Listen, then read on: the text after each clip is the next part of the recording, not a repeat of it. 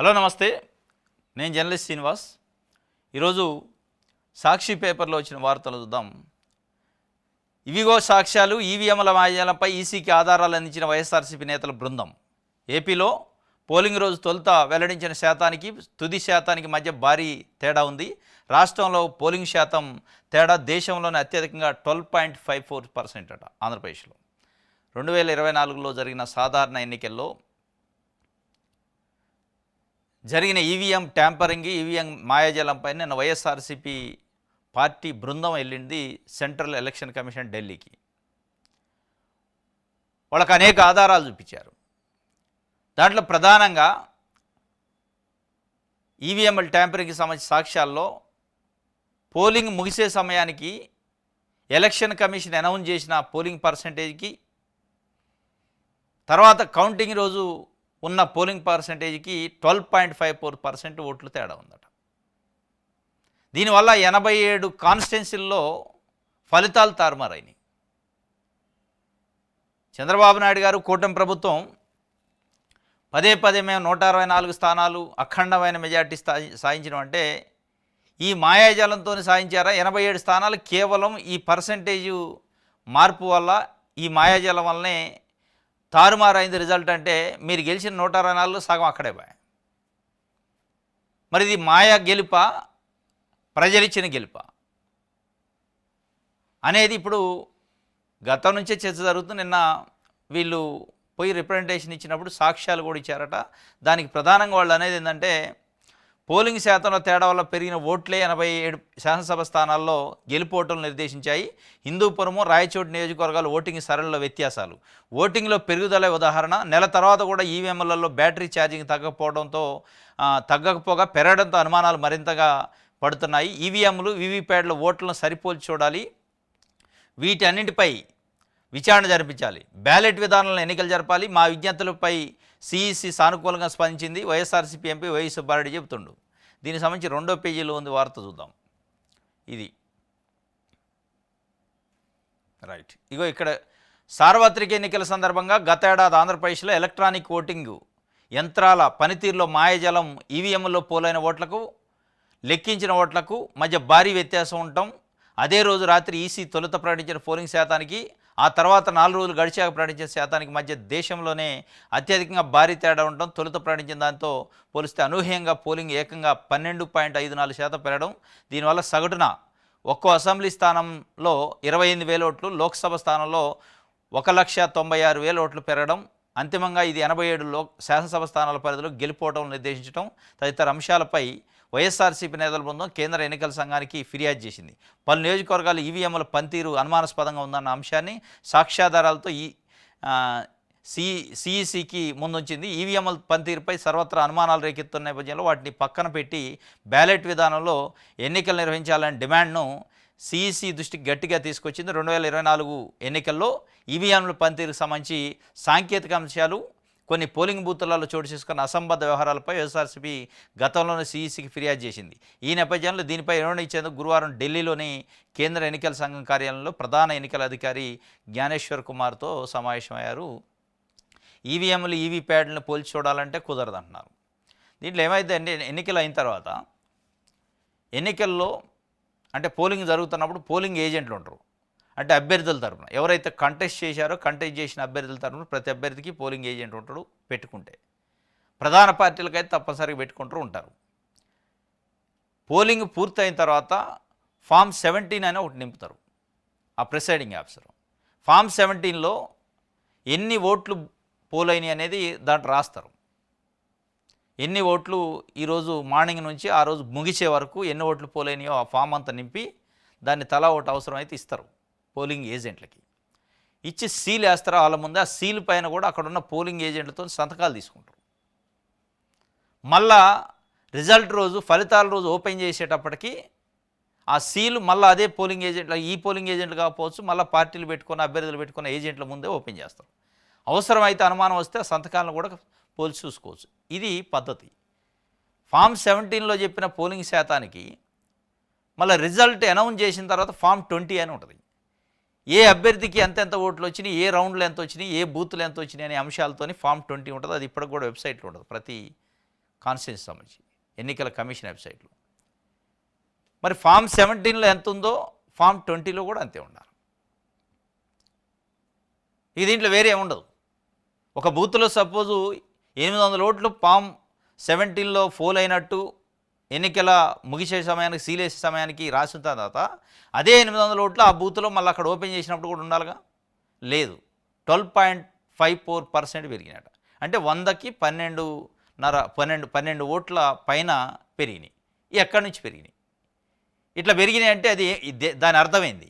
దీని వెనక జరిగిన మాయాజాలం ఏంది అనేది స్పష్టంగా కళ్ళకు గట్టినట్టు కనపడుతుంది. కానీ ఎక్కడ ఎన్నికల కమిషను చర్య తీసుకోదు. దీంతోపాటు ఇంకో గమ్మత్తైన విషయం, 88% బ్యాటరీ పర్సెంటేజ్ ఉందట పోలింగ్ ముగిసేటప్పటికి. ఆ 88 నుంచి ఒక 10-5% తగ్గాలి రిజల్ట్కి, దానికి మధ్య గ్యాప్ ఉంది కాబట్టి దాదాపు 20 రోజులు 1 మంత్ ఉంది. కానీ 98% అయిందట ఛార్జింగ్. ఎట్లా అయింది? ఇది కూడా ఒక ఎవిడెన్సు. ఇట్లా అనేకమైన వాళ్ళు ఉదాహరణలతో సహా బూతులతో సహా నియోజకవర్గాలతో సహా ఎక్కడెక్కడ జరిగినాయి అనేది నిన్న వైఎస్ఆర్సీపీ తీసుకుపోయి సాక్ష్యాలతో సహా ఇచ్చారట. దీనికి తోడు వాళ్ళు ఏమంటున్నారంటే ఈవీఎంలు ఈవీప్యాడ్లు సరిపోల్చి చూడండి అంటే అది కుదరదు అంటారు. ఏముంది దాంట్లో భ్రమ పదార్థం? కుదరకపోవడానికి నిజంగానే ట్రాన్స్పరెంట్గా జరిగితే ఎన్నికలు, నిజంగా అక్కడ ఏం జరగలే, తప్పు జరగలేదు అన్నప్పుడు ఇదిగో ఇది అద్దం, ఇది ముఖం అబ్బాయి, ఇగో చూసుకోండి, ఇక్కడ ఏం జరగలే, మీరు అనేవన్నీ అబద్ధం, మీ సాక్ష్యాలు అబద్ధం అని చెప్పండి. ఎందుకు చెప్పలేకపోతుంది? ఈవీఎంలు ఈవీప్యాడ్లు ఒక దగ్గర పెట్టి చూపించలేకపోతుంది.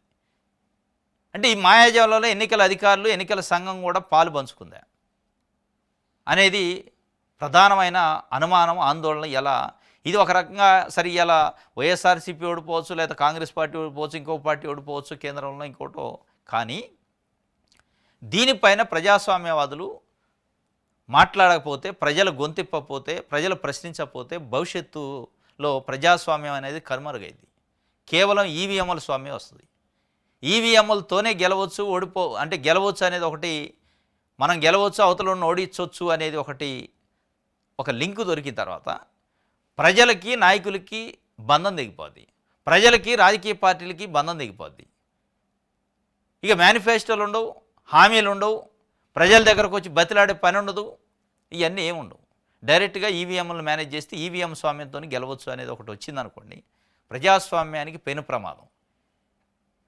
ఇది అలా భారతదేశం ముందున్న ప్రధానమైన సవాలు, ప్రమాదం. దీన్ని కనిపెట్టాలి, దీన్ని గమనించాలి. సోకాళ్ళు ఎవరైతే ప్రజాస్వామ్యవాదులు, ప్రజా సంఘాలు, ప్రజల గొంతుగా మాట్లాడే పత్రికలు కానీ టీవీ ఛానల్ కానీ దీన్ని హైలైట్ చేయాలి. ఇలా ఆంధ్రప్రదేశ్లో ఒక పార్టీ గెలవచ్చు, ఇంకో పార్టీ ఓడిపోవచ్చు, కానీ ఇది ప్రజాస్వామ్యానికి ప్రమాదం. కాబట్టి అవసరమైతే సోకాళ్ళు వరల్డ్లో అడ్వాన్స్డ్ కంట్రీలు చాలా ఇన్ఫర్మేషన్ టెక్నాలజీలో కూడా అడ్వాన్స్ ఉన్న దేశాలు కూడా ఇలా బ్యాలెట్ పద్ధతిలో ఎన్నికలు పెడతారు.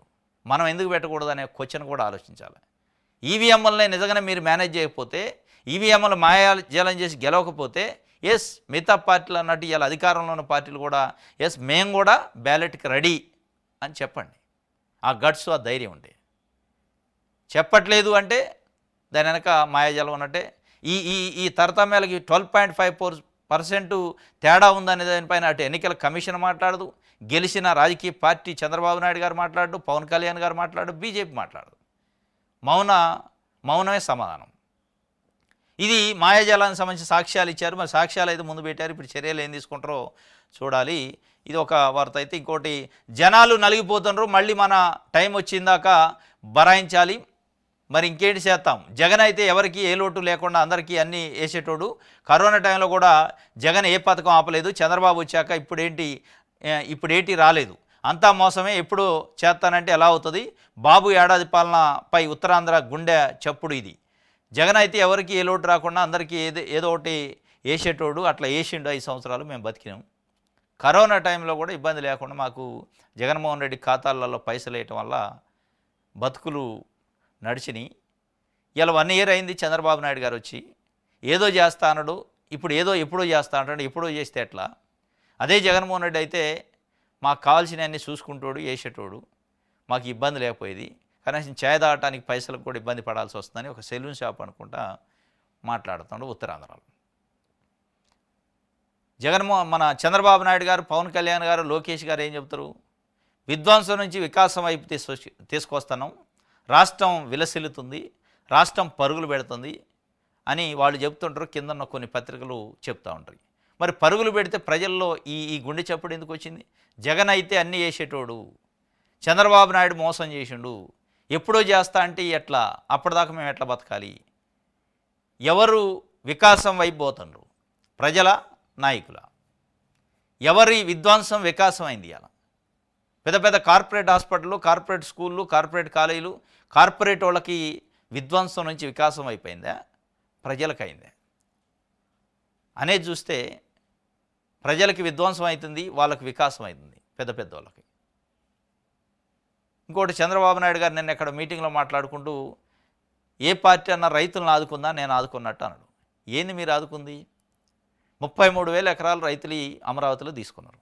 ఇప్పుడు మళ్ళీ 44,000 ఎకరాలను తీసుకోవడానికి నోటిఫికేషన్ వేశారు. కరేడు గ్రామంలో 8,458 ఎకరాలు ఇండోసోల్ కంపెనీ కోసం బలవంతంగా ఊర్లు ఖాళీ చేసి అక్కడ ఇండస్ట్రీ పెట్టడానికి ప్రయత్నం చేస్తాం. ఇదేనా మీరు రైతులు చేసింది? మీరు రైతులు చేస్తుంది ఏంది అంటే, రైతులు భూమిని తీసిపోయి పారిశ్రామికవేత్తలకు అప్పచెప్పడం రైతులకు పని చేసినట్ట, లేదా రైతుకి ఏమన్నా ఒక సెంటు భూమి ఇస్తే రైతుకు పని చేసినట్ట అనేది కదా ఇక్కడ చర్చ. ఆయన చెప్తా ఉండు, ప్రజలు ఏమనుకుంటున్నారు? జగన్ అయితే అన్ని చేసేటోడు, చంద్రబాబు నాయుడు గారు వచ్చాక మోసం చేసిండు, ఎప్పుడో చేస్తానంటే ఎట్లా? ఇలా మా బతుకు గడవటమే కష్టంగా ఉందని జనాలు మాట్లాడుకునే జనాల గుండె చప్పుడు. వైఎస్ జగన్ కలిసిన మాజీ ఎమ్మెల్యే వల్లభనేని వంశీ దాదాపు 140 రోజుల పాటు జైల్లో ఉన్నాడు. నిన్న బెయిల్ పైన రిలీజ్ అయ్యి వాళ్ళ అధ్యక్షుడు జగన్మోహన్ రెడ్డిని కలిసిన ఒక ఫోటోని వేశారు. భావోద్వేగానికి లోనైందట కలిసిన సందర్భంగా. ఇంకోటి, రైట్, లడ్డూ నెయ్యి కేసులో ప్రధాన నిందితులకు బెయిలు, పలు షరతులు విధించిన హైకోర్టు. ట్రోల్ చేసేందుకు ఈ తీర్పు మరో మంచి అవకాశం. ట్రోలర్లకు న్యాయమూర్తి జస్టిస్ శ్రీనివాసరెడ్డి చురకలు. ఇక ఆయన పాపం అది ఇచ్చుకుంటూ, ఎందుకంటే మన జగన్మోహన్ రెడ్డి పైన సత్తెనపల్లి కేసుకు సంబంధించి ఆయన క్వాష్ పిటిషన్ వేస్తే స్టే ఇచ్చిండు. దాని తర్వాత నేను లడ్డు సంబంధించి అరెస్ట్ అయిన నిందితులకి బెయిల్ ఇచ్చామంటే రిలీజ్ చేసిండు. దీనిపైన ట్రోల్ చేస్తున్నట్ట yellow media, Telugu Desam party social media. అంటే ఒక జడ్జి ఇచ్చే తీర్పు పైన కూడా ట్రోల్ చేయటం అంటే మరి ఏ స్థాయికి దిగజారింది? పదే చంద్రబాబు నాయుడు గారు నేను విలువలకి దిగజారిన, విలువలకు కట్టుబడి ఉంటా అంటాడు. నేను గాంధీ, అంబేద్కర్తోని అంత స్థాయి నాది, వాళ్ళు కూడా సామాన్యుల నుంచి వచ్చారు, నేను సామాన్యం నుంచి వచ్చినాను, వాళ్ళు ఈ పనులు చేయలే. జడ్జి గారికి విచక్షణ అధికారుల నుంచి చట్ట ప్రకారం తీర్పులు ఇస్తారు. ఒక జడ్జి ఆన్ బెంచ్ ఆవేదన వ్యక్తం చేసిండు. దురదృష్టం, ఏం చేయాలో తెలియని పరిస్థితి. ట్రోల్ చేస్తాను జడ్జిమెంట్లు ఇస్తే. కాబట్టి ఇక నుంచి ప్రభుత్వానికి సంబంధించిన ఏమైనా కేసులు వస్తే ఇట్లాంటి నేను తీసుకున్నాను చెప్పే కాడికి వచ్చింది. ఇది లడ్డూ నెయ్యి కేసులో ట్రోల్ చేసేందుకు ఈ తీర్పు కూడా మంచి అవకాశం అని కూడా చెబుతున్నారు. న్యాయమూర్తి జస్టిస్ శ్రీనివాసరెడ్డి ఇటీవల పలు కీలక కేసులో చట్ట నిబంధనలకు అనుగుణంగా తీర్పులు ఉత్తర్వులు ఇచ్చారు. ఈ ప్రభుత్వ పెద్దలు నచ్చపోవడంతో వారి అండతో ట్రోలర్లు గది కొద్ది రోజులుగా సామాజిక మాధ్యమాలు రెచ్చిపోతున్నారు. జస్టిస్ శ్రీనివాసరెడ్డిని ఉద్దేశించి అనుచిత వ్యాఖ్యలు చేస్తూ పలు దురుద్దేశాలను ఆపాదిస్తూ ట్రోల్ చేస్తున్నారు. ఈ నేపథ్యంలో ట్రోలర్ల గురించి జస్టిస్ శ్రీనివాసరెడ్డి నర్మగర్భ వ్యాఖ్యలు చేశారు. తాను ఇచ్చిన ఈ తీర్పు ట్రోలర్లకు మంచి అవకాశం అవుతున్నట్టు చురకలు అంటించారు. నిజంగానే చంద్రబాబు నాయుడు గారు విలువలతో కట్టుబడి ఉండేవాడైతే, చంద్రబాబు నాయుడు గారు కుటుంబ సభ్యులు, పవన్ కళ్యాణ్ గారి కుటుంబ సభ్యులపైన ట్రోల్ చేస్తే క్రిమినల్ కేసులు పెట్టి జైలుకు పంపారు. మరి జడ్జి గారు, హైకోర్టు జడ్జికి ట్రోలింగ్ల నుంచి రక్షణ కల్పించరా? మీరు కేసులు పెట్టరా అంటే పెట్టరు. ట్రోల్ చేయించిందే మీరు. ఆయనే అంటాడు జడ్జి గారు, రాజకీయ నాయకుల పెద్దల అండతోని, ప్రభుత్వ పెద్దల అండతో ట్రోల్ చేస్తున్నారు. నాకు ఇంక ఏ ప్రభుత్వ పెద్ద పెట్టాలి కేసు అంటే పెట్టరు. అంటే మనం చేస్తే ట్రోల్ కాదు, అంటే మనం చేస్తే శుద్ధపూస మాటలు, మనం చేస్తే శుభకార్యం, అది ఇంకోటి చేస్తే చెడు కార్యం. ఇది చాలా దురదృష్టకరం. ఏం చేస్తాం? మేజిస్ట్రేట్ తీరు ఇలా ఉంది. కారణాలు చెప్పకుండానే పీటీ వారెంట్ జారీపై హైకోర్టు విస్మయం. కాకాణి పిటిషన్లపై విచారణ మంగళవారానికి వాయిదా. జడ్జిని అంటుండు, మాజీ మంత్రి వైఎస్ఆర్సీపీ సీనియర్ నేత కాకాని గోవర్ధన్ రెడ్డికి సాహేతుక కారణాలు చెప్పకుండానే రిమాండ్ విధించడం, పీటీ వారెంట్ జారీ చేస్తుండపై హైకోర్టు విస్మయం వ్యక్తం చేసింది. ఏం చేస్తాం? మేజిస్ట్రేట్ తీరు అలాగే ఉంది, ఇది చాలా దురదృష్టకరం, సారీ స్టేట్ ఆఫ్ అఫైర్స్ అని హైకోర్టు ఒకంత ఘాటుగా వ్యాఖ్యానించింది. పలు అభ్యర్థనలతో కాకాని దాఖలు చేసిన 3 వ్యాజ్యాల్లో హైకోర్టు తదుపరి విచారణను ఈ నెల 8కు వాయిదా వేసింది. దురదృష్టకరం అంటాడు ఆయన. కింద ఉన్న జడ్జీలు కూడా, మేజిస్ట్రేట్లు కూడా ఈ పీటీ వారెంట్లు ఏంది, ఎట్లా పడితే అట్లా అని కూడా చెప్పే పరిస్థితి. అయినా కానీ లేదు, చేంజ్ లేదు. రైట్, ఇది ఒక వార్త. అయితే విషయాలు అందరూ చూద్దాం.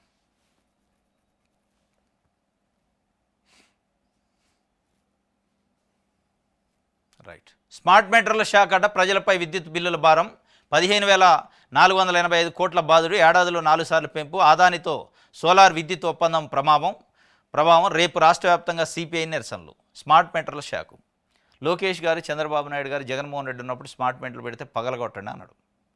ఇవాళ అదే లోకేష్ గారు, అదే చంద్రబాబు నాయుడు గారు ప్రభుత్వంలో ఉన్నారు. ఇలా స్మార్ట్ మీటర్లు తెచ్చి ప్రజల చెంప పగలగొడుతున్నారు. స్మార్ట్ మీటర్లు పగలగొట్టున్న వాళ్ళు ప్రజలను పగలగొడుతున్నారు. ఇవాళ బలవంతంగా స్మార్ట్ మీటర్లు పెట్టి 15,545 కోట్లు ఇప్పటికే పెంచారు విద్యుత్ ఛార్జీలు. మళ్ళీ స్మార్ట్ మీటర్లతోని మళ్ళీ పెరిగే అవకాశం ఉంది. ఆదానితో సోలార్ విద్యుత్ ఒప్పందం వల్లనే ఈ ప్రభావం అంట. ఇదే ఆదానితోని సెకీతోని ఒప్పందం చేసుకున్న దానిపైన జగన్మోహన్ రెడ్డి 1750 కోట్ల రూపాయలు లంచం తీసుకున్నాడు. మరి ఆ కథ ఎడిపోయిందో మాట్లాడలే. ఆ 1750 కోట్ల రూపాయలు లంచం తీసుకొని ఒప్పందం చేసుకున్న దాన్ని రద్దు చేయొచ్చు కదా. లంచంతో చేసుకున్న ఒప్పందం వ్యాలిడ్ కాదు. ఎందుకు రద్దు చేయట్లే చంద్రబాబు నాయుడు గారు? ఎందుకు మాట్లాడలే? సోకాల్డ్ మీడియాలు ఆ రోజు పెద్ద రాశారు కదా. ఇవాళ ఎందుకు ప్రజలపైన ఈ స్థాయిలో ఆ ఒప్పందం వల్ల ఈ స్థాయిలో భారం పడుతుంది, స్మార్ట్ మీటర్లు కూడా పెట్టే పరిస్థితికి వచ్చింది అన్నాక ఎందుకు ఆ సెకీ ఒప్పందం రద్దు కాదు? ఆ లంచంతో చేసిన ఒప్పందం ఎందుకు రద్దు కాదు? నిజంగా లంచం అయితే, నిజంగా లంచం ఉందా, బురద చల్లారా చెప్పాలి. ఇప్పుడు ఇది స్మార్ట్ మీటర్లకు సంబంధించి. రైట్,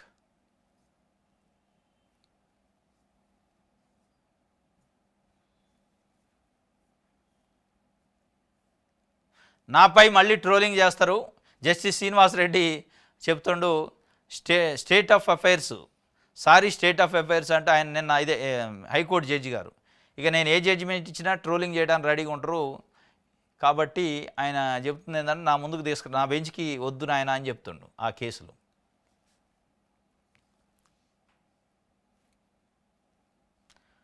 ప్రజలకు దగ్గర అయిన వారే నాకు దగ్గర, ప్రజల్లో చెడ్డు పేరుంటే నమస్కారం పెట్టి పక్కన పెట్టేస్తాను. కుప్పంలోనే కాదు రాష్ట్ర వ్యాప్తంగా ఇదే ఫార్ములా.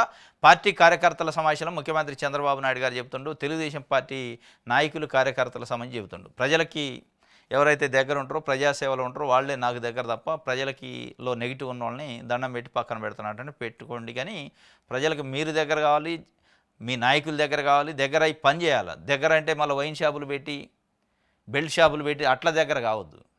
దగ్గర మీన్స్ ప్రజాసేవలో దగ్గర కాండి. మరి మీరు అనేది 2 రకాలుగా అర్థమవుతుంది.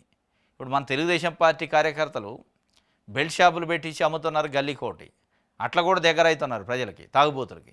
ఆ దగ్గర కాకుండా ప్రజలకి, నిజమైన ప్రజలకి నిజమైన సేవ చేయడానికి దగ్గర అయితే దగ్గర తీస్తున్నారని చెప్పండి. మళ్ళీ అది అయితే మళ్ళీ అది ఇబ్బంది అయింది. అట్లా కూడా అవుతున్నారు ఈ మధ్యకాలంలో. నెక్స్ట్ దిశ పేపర్ చూద్దాం.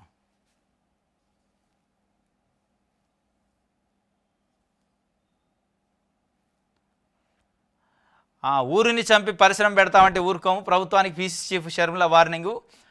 కరేడు రైతులది బతుకు పోరాటం అని వ్యాఖ్య. ప్రజాప్రాయం సేకరించకుండా భూసేకరణ నోటిఫికేషన్ ఇవ్వడంపై ఆగ్రహం. ఊరిని చంపి పరిశ్రమ పెడతామంటే ఊరుకోమంటుంది. ఇక చంపాక మీరు బయలుదేరుతుంది. మీరు ఇవ్వాలన్నా బయలుదేరేది? వాళ్ళు ఎప్పుడో ఊరిని చంపటం అయింది, నోటిఫికేషన్ కూడా ఇచ్చారు. మరి ఇవాళ మీకు జ్ఞానోదయం అయిందా ఎవరు చెప్పారు? కానీ అంత అయిన తర్వాత స్పందిస్తారు మీరు. వేరే తెలుగుదేశం పార్టీ వాళ్ళు చేయాల్సిన విమర్శలకి మీరు చేస్తూ ఉంటారు ప్రతిపక్షం పైన. మరి ఇవాళ ఊరుని చంపినాక చంపారు అని చెప్పి వస్తుంది. ఇప్పటికైనా సంతోషం, మీరు బయటికి వెళ్ళి ఉద్యమం చేయండి. జగన్ పెద్ద దగాకోరట, తల్లిని చెల్లిని కార్యకర్తలు మోసం చేశారు. ఆయన చేసేది ఓదార్పు ఫ్రమ్ హోంమంత్రి అనిత వ్యాఖ్యలు చేశారు. జగన్మోహన్ రెడ్డి పెద్ద దగాకోర్ అని చెప్పి హోంమంత్రి గారు చెప్తున్నారు. మరి ఆమెకు ఎట్లా కనపడదో దగాకోర్ అని. ప్రజలు ఒకవైపు జగన్మోహన్ రెడ్డి ఉంటే మాకు అన్ని చేసేటోళ్ళని అంటున్నారని ఒక వార్త. రైట్, ఆంధ్రజ్యోతి చూద్దాం. రెవెన్యూ రచ్చ, భూ సమస్యల పరిష్కారానికి జనం ఎదురుచూపులు. రెవెన్యూ రచ్చట. ఇది ఏంటంటే చివరికి మళ్ళీ జగన్ ప్రభుత్వ హయాంలో భారీగా ఫ్రీ హోల్డ్ అక్రమాలు, రెవెన్యూ శాఖ తీరుతో వాటికి మరిన్ని పీటముళ్ళు. ఈ సమస్యకు పరిష్కారం ఇప్పుడు టాస్క్ ఫోర్స్ వేయాలని సీఎం చెప్పి 8 నెలలు అయింది. అయినా రెవెన్యూ శాఖలో స్పందన శూన్యం. 3 సార్లు భేటీ అయినా ఏమి తేల్చిన ఉపసంఘం. రెవెన్యూ రచ్చ ఆడ రచ్చ ఉందో లేదు కానీ మీది రచ్చ ఉంది ఆడ. మీ ఉద్దేశం ఏంది? జగన్మోహన్ రెడ్డి ప్రభుత్వంలో ఏదో జరిగింది, దానిపైన చర్యలేయి, కేసులేయి. ముఖ్యమంత్రి గారు అట టాస్క్ ఫోర్స్ ఏమని 8 నెలల క్రితం చెప్పిండట, ఎవరు వేయలేదట. నిజమైన చెప్పుడైతే ఎందుకు వేయరు? నిజంగానే చంద్రబాబు నాయుడు గారు టాస్క్ ఫోర్స్ చేయమని అక్కడ నిజంగానే రెవెన్యూ దాంట్లో ఏదన్నా అవకతవకలు ఉంటే ఇమీడియట్లీ వేస్తారు. ఎందుకేడు? ఎక్కడో ముంబైలో ఉన్న జత్వానిని పట్టుకొస్తే ఇమీడియట్లీ పట్టుకొచ్చి కేసు పెట్టించి ఐపీఎస్ను లోపటేశాక ఇంత పెద్ద రెవెన్యూ రచ్చ జరిగితే, మీరన్న రచ్చే జరిగితే మీరు లేని రచ్చ చూపిస్తారా? నిజంగానే రచ్చ జరిగిందా? రచ్చ జరిగి ఉంటే ఎందుకేరు?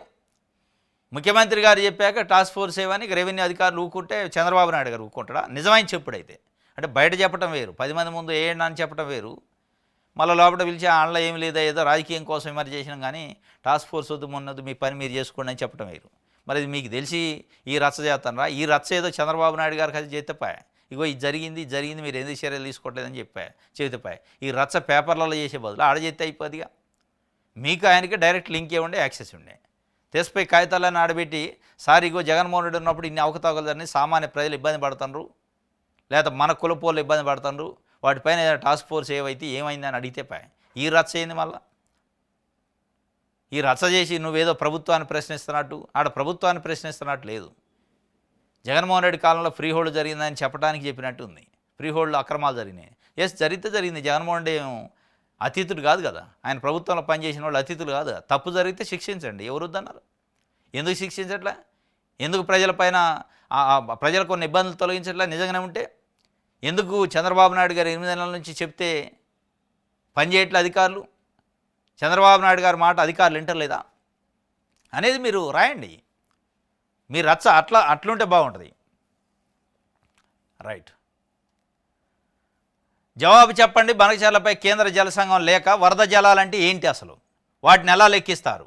ప్రాజెక్టుల వారీగా నీటి వినియోగం, సాగునీటి వివరాలు సమర్పించండి.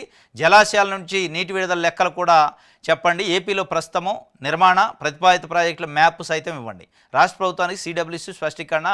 జవాబులపై వ్యాప్కోస్తో కలిసి అధికారులకు కసరత్తు. జవాబు చెప్పండి అని చంద్రబాబు నాయుడు గారి ప్రభుత్వానికి కేంద్ర జల సంఘం లెటర్ రాసింది. రాష్ట్ర ప్రభుత్వం పరువు నడిబజార్లు తీసిండి చంద్రబాబు నాయుడు గారు. బనకచర్ల పైన వాస్తవంగా పవర్ పాయింట్ ప్రజెంటేషన్లు చేసిండు ఆయన. ఎక్కడ పవర్ పాయింట్ ప్రజెంటేషన్లు? ఏంటిది ఇది?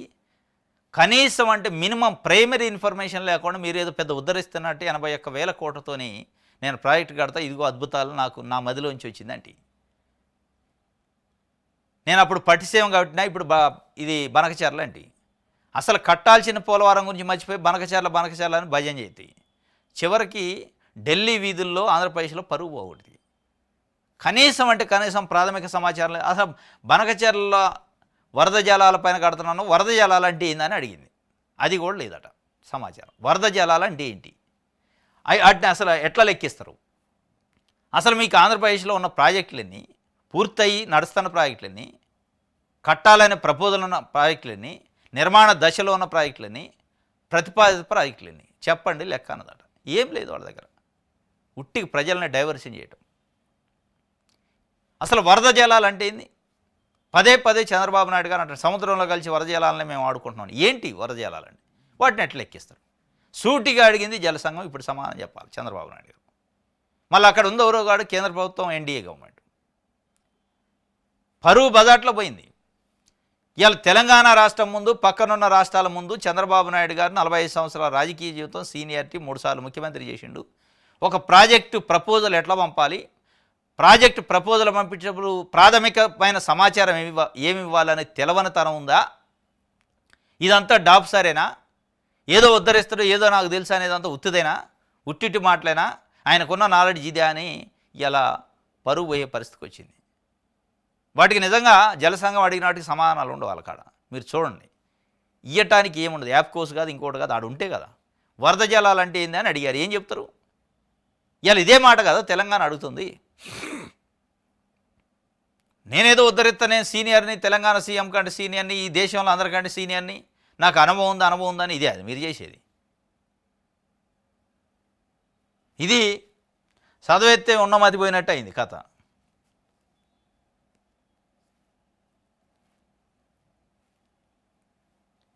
ఎందుకు వాళ్ళు అడుగుతున్నారంటే బనకచెర్ల అనేది పోలవరం నుంచి మిగులు జలాలని అంటే వరద జలాలను వాడుకొని రోజుకి 1800 టీఎంసీలు, అదే 1800 క్యూసెక్లు నీటిని ఏదైతే పోలవరం ఉందో పోలవరం రైట్ కెనాల్కి పేర్లాల్కి ఇంకో కెనాల్ దొవ్వి ఆ కెనాల్ నుంచి ఆ 1800 క్యూసెక్లు ఫర్ డే తరలిస్తాం. ఎక్కడికి? ప్రకాశం బ్యారేజీలు కృష్ణాలోకి. గోదావరి నీళ్ళని వరద జలాలని మిగులు జలాలని పేర్లాల్గా పోలవరానికి ఉన్న రైట్ కెనాల్ పక్కనే పేర్లాల్కి ఇంకో కాలువ దొవ్వి ఆ కాలువ నుంచి 200 టీఎంసీలని తీసిపోయి కృష్ణానదిలో పోస్తాం.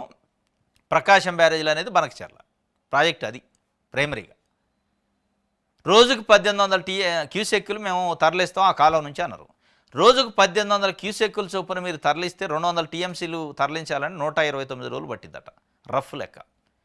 129 రోజులు నిజంగానే వరద జలాలు ఉంటాయా అంటే 129 రోజులు అంటే ఎన్ని రోజులు? 4 నెలలు. 4 నెలలు ఈ రాష్ట్రంలో వరద జలాలు ఉంటాయా? ఉండే వానాకాలమే 3 నెలలు కూడా లేదు. 4 నెలలు వరద జలాలు ఉండాలి. 4 నెలల పాటు రోజు ఆగకుండా 1800 క్యూసెక్కులు తరలించాలి. అప్పుడు కానీ 200 టీఎంసీలు అక్కడ పోతాయి. మరి వీటికి లెక్క ఏంది, పత్రం ఏంది, ట్రిబ్యునల్ అవార్డుకి అనుగుణంగా ఉన్నాయా? ఇవన్నీ చెప్పకుండా ఏదో నేను పెట్టిన కాలువ దవ్వుతాను నీటిని తరలించకపోతే నాకు ఈ పర్మిషన్ అంటే వాళ్ళు ఇస్తారు. అర్థం పర్థం లేని దానికోసం 81,000 కోట్లు పెడతా అంటే ఊకుంటారా?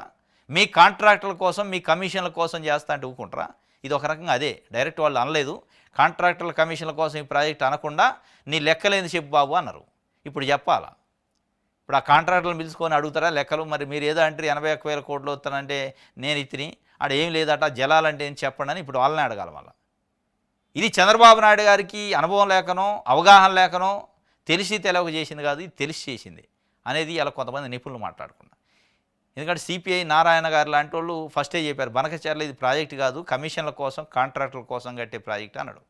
దానికోసం కాబట్టి ఇంత తపన ఇంత ఆదురత పడ్డారు. చివరికి అడ్డం తిరిగేటాలకి ఇప్పుడు లెక్కలు చెప్పలేని పరిస్థితి. ఇది ఒక వార్త. అయితే ప్రజాశక్తి చూద్దాం. మామిడి రైతులను ఆదుకుంటున్నటువంటి చంద్రబాబు నాయుడు గారు ఆదుకోవాలని ఎప్పటి నుంచో చెబుతుండ్రు, మాటలు చెబుతున్నారు కానీ ఆదుకోవట్లే. వైద్య విద్యార్థులు అరెస్టు. విదేశాల్లో వైద్య విద్య పూర్తి చేసి వైద్యులుగా తిరిగి వచ్చిన తమకు శాస్త్ర రిజిస్ట్రేషన్ చేయాలని డిమాండ్ చేస్తూ విజయవాడలో ఆందోళన నిర్వహించిన వైద్య విద్యార్థులను వారికి మద్దతుగా నిలిచిన విద్యార్థి నాయకులను అరెస్ట్ చేస్తున్న దృశ్యాలు పోలీసులు.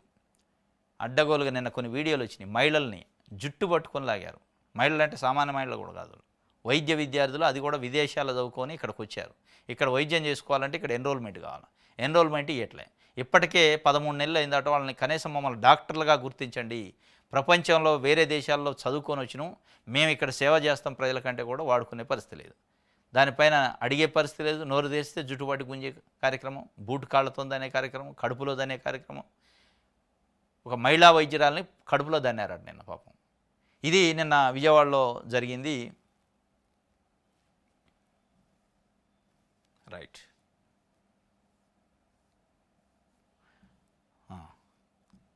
ఇది ఈరోజు న్యూస్ అనాలిసిస్. రేపు తాజా వార్తలతో తిరిగి కలుసుకుందాం. Thank you.